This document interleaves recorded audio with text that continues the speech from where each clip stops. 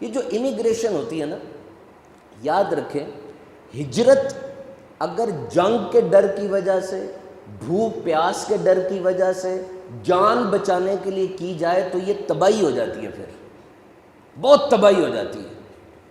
وہ لوگ ہجرت کر کے دوسرے ملک میں چلے جاتے ہیں تو اس ملک کے لوگ تو پہلے ہی کھانے پینے کی وجہ سے پریشان ہوتے ہیں، ان کو کہاں سے سنبھالیں۔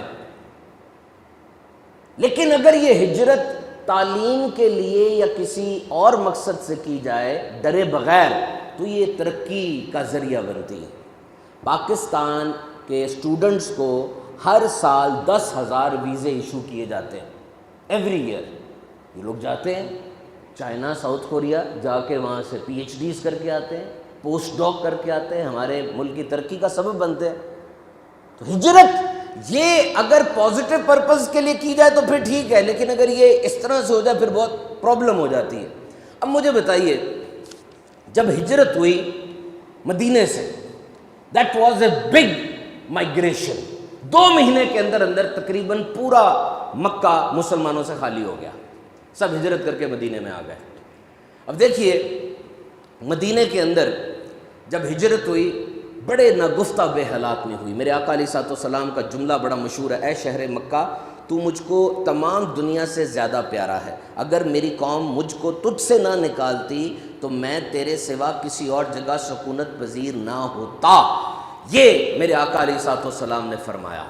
اب آپ سوچئے مدینے میں یثرب کہا جاتا تھا اس کو، بیماریوں کا ڈھیر ہے، چھوٹے چھوٹے قبیلے آپس میں لڑتے رہتے ہیں، وہاں پر مکے سے ڈھیر سارے لوگ آ گئے جن کے پاس نہ پیسہ ہے، نہ کپڑے ہیں پراپرلی، نہ کھانا ہے، نہ گھر ہے، اور وہ آ گئے، بھیڑ لگ گئی ہے۔ ذرا سوچئے مکے سے آنے والے ڈھیروں افراد اور مدینے کے اپنے لوگ جس کو انصار کہا جاتا ہے، اتنی بڑی بھیڑ لگی ہوئی ہے سامنے۔ محدود وسائل میں سب کو کھانا کہاں سے دے، سب کو گھر کہاں سے دے، سب کو یہ جو چیزیں ہیں کھانے پینے کی، تجارت کی، کہاں سے دے ان کو۔ اور دوسری بڑی بات، یہ لوگ کوئی ایک قبیلے کے نہیں ہیں، مختلف رنگ نسل کے لوگ ہیں، یہ بغیر لڑائی کے ان کو اکٹھا کیسے رکھا جائے۔ مجمع سامنے ہے، میرے آقا علیہ الصلوۃ والسلام تشریف فرمائے، that could have been an economic deadlock، یہ معاشی بحران ہے، آج نہیں سنبھلتے۔ پوری دنیا کے اندر یہ ایجنسی بنی ہوئی ہے، UNHCR، UN ریفیوجی ایجنسی، اور IOM international organization of migration, یہ کوشش کرتی ہے مہاجرین کی آباد کاری کے لیے، صاف پانی کے لیے، اچھی ایجوکیشن کے لیے، کامیاب نہیں ہوئی۔ لیکن اس جگہ پر 1400 سال پہلے کوئی ایسوسیشن نہیں، کوئی آرگنائزیشن نہیں ہے، سامنے یہ ڈھیر سارے لوگ جمع ہیں، کیا ہوگا؟ میرے آقا علیہ الصلوۃ والسلام نے ایک سادہ سا کام کیا، پوری دنیا کو سبق دیا۔ ایک مہاجر پکڑا، ایک انصار پکڑا، دونوں کو بھائی بھائی بنا دیا، فرمایا تم بھائی ہو، سب چیزوں میں شراکت داری کرو۔ اور جب سب ہو گئے، مولا کائنات حضرت علی روتے ہوئے تشریف لائے اور عرض کیا، اے یا رسول اللہ صلی اللہ علیہ وسلم، سارے صحابہ کرام کے درمیان بھائی چارہ فرما دیا، مجھے کوئی بھائی نہیں ملا۔ میرے آقا نے وہ جملہ فرمایا جو مولا کائنات کے لیے کتنا بڑا ترہ امتیاز ہے، فرمایا علی تم تو دنیا میں بھی میرے بھائی اور آخرت میں بھی میرے بھائی۔ اتنا بڑا ڈیڈ لاک اکنامک کس طریقے سے میرے آقا نے وارڈ آف کیا، آپ امیجن کر سکتے ہیں۔ اور پھر دیکھیے ڈیولپمنٹ ان مدینہ، مدینے میں میرے آقا علیہ الصلوۃ والسلام آ گئے، کیسے ڈیولپمنٹ ہوئی؟ سب سے پہلے مدینے کو آئیڈیالوجیکل سٹیٹ قرار دیا گیا کہ یہ نظریاتی مملکت ہے، یہ فلاحی مملکت ہے۔ مدارس کی تعمیر، مساجد کی تعمیر، میرے آقا نے پہلے دن فرمایا کہ جاؤ مدینے میں نکل جاؤ، دروازے کھٹکھٹاؤ اور سینسس کرو، یہ جو مردم شماری کی جاتی ہے آج کے جدید دور میں، کرو، ایک ایک مسلمان کا پتہ چلاؤ کون کہاں ہے۔ اور پھر انفراسٹرکچر پر توجہ دی۔ یاد رکھیے حضور پاک صلی اللہ علیہ وسلم کے دور میں مدینہ شریف کی سلطنت بڑھی، اور practically in the whole peninsula, پورے عرب کے اندر مسلمان پھیل چکے تھے ان دنوں میں، and that was a new political experience for them۔ ان کے لیے مسلمانوں کی سلطنت میں رہنا یہ ایک نیا سیاسی تجربہ تھا۔ کیوں؟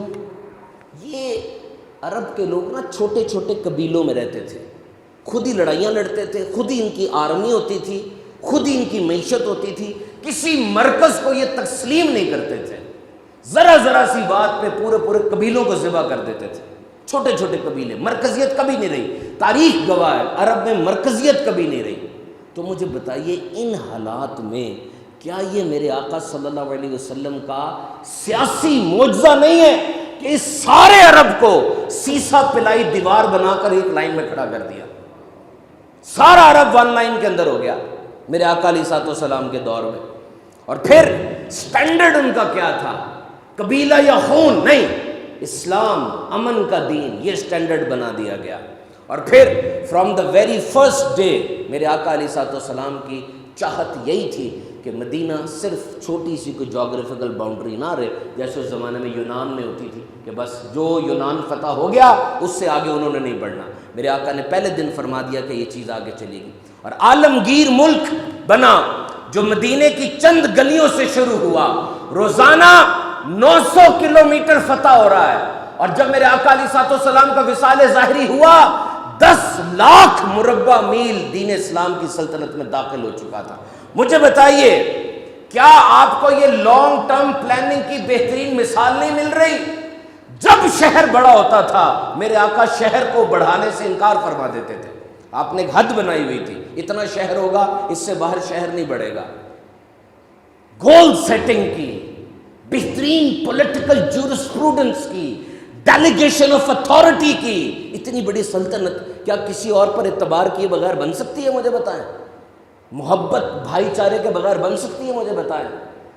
میرے پاس حدیث موجود ہے روڈ کنسٹرکشن کے اوپر۔ آپ کہتے ہیں نا کہ دین اسلام میں صرف نماز، روزہ، حج، زکوٰۃ، صدقے کی رہنمائی ہے، بلا شبہ ہے، یہ دین اسلام کے پلر ہیں، لیکن میرے دوست صرف یہ نہیں ہے، دین اسلام میں معیشت کی، سیاست کی، ثقافت کی، معاشرت کی رہنمائی موجود ہے۔ میرے آقا نے مدینے میں آ کے دیکھا گلیاں چھوٹی ہیں، یہ حدیث سنو، روڈ کنسٹرکشن کے اوپر فرمایا جب تم راستے میں اختلاف کرو تو اس کی چوڑائی 7 ہاتھ ہوگی، 7 ہاتھ، اور اس سے کم کوئی گلی نہیں بنائی جائے گی مدینے کے اندر۔ That was the order. سڑکوں پر سایہ دار درخت لگائے جائیں گے، انسپیکٹر بنائے گئے۔ میرے آقا علیہ الصلوۃ والسلام خود بازاروں میں جاتے، ملاوٹ کرنے والوں کو سمجھاتے، مہنگائی کرنے والوں کو سمجھاتے، اور ہورڈنگ یعنی جان بوجھ کر سامان ذخیرہ کرنے والوں کو سمجھاتے۔ کم و بیش 12 صحابہ نے ایسی حدیثیں نقل کی ہیں۔ This was the ideological state۔ اور پھر میرے آقا علیہ الصلوۃ والسلام کی شان دیکھیے کہ جو یہ مہاجرین آئے تھے نا، ان کے لیے باقاعدہ ہاسٹلز بنائے گئے تھے، ہاسٹلز۔ ادب المفرد بخاری شریف کے اندر باب ہے، ہاسٹل ہوتا تھا، اور جس طرح آج پنجاب یونیورسٹی کے ہاسٹل ہیں، UET لاہور کے ہاسٹل ہیں، ہر کمرے کے ساتھ واش روم نہیں ہے، ہاسٹل ایک ہے، واش روم تھوڑا دور بنایا گیا سب کے لیے۔ بالکل اسی طرح کے مہاجرین کے لیے ہاسٹل بنائے گئے تھے مدینے میں کہ یہ لوگ یہاں پہ رہیں، واش روم، باورچی خانہ سب ایک جگہ پر ہو۔ پاکی، طہارت، صاف ستھرا رہنا۔ ایک حدیث میں تو یہاں تک آیا کہ روزانہ نہاؤ۔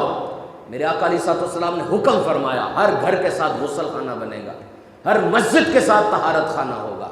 اس قدر اس کا اصرار کیا گیا۔ اور پھر واٹر سسٹم کے اندر آپ آئیں، دیکھیے بئر روما بنایا گیا، اور صحابہ کے مکانات تو مختصر تھے، صحابہ کے مکانات تو چھوٹے تھے، ظاہری بات ہے ان کا اپنا ایک مزاج ہے، لیکن میرے آقا علیہ الصلوۃ والسلام کو کشادہ مکانات کا اپنے ترغیب دلائی۔ حدیث ہے میرے پاس، فرمایا خوش بخت ہے وہ شخص جس کی رہائش وسیع اور پڑوسی نیک ہو۔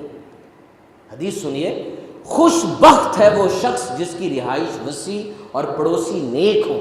اب رہائش وسیع میں بہت سے معنی نکلتے ہیں۔ آج وائٹامن ڈی کی کمی دنیا کے 1 ارب انسانوں کو ہے۔ جب مکان وسیع ہوتا ہے، ڈے لائٹ آتی ہے، اس کے اپنے الگ الگ فوائد ہوتے ہیں۔ تو میرے محترم سامعین کرام، آپ نے دیکھا اور سمجھنے کی کوشش کی کہ میرے آقا صلی اللہ تعالی علیہ وسلم کی شان کتنی بلند ہے۔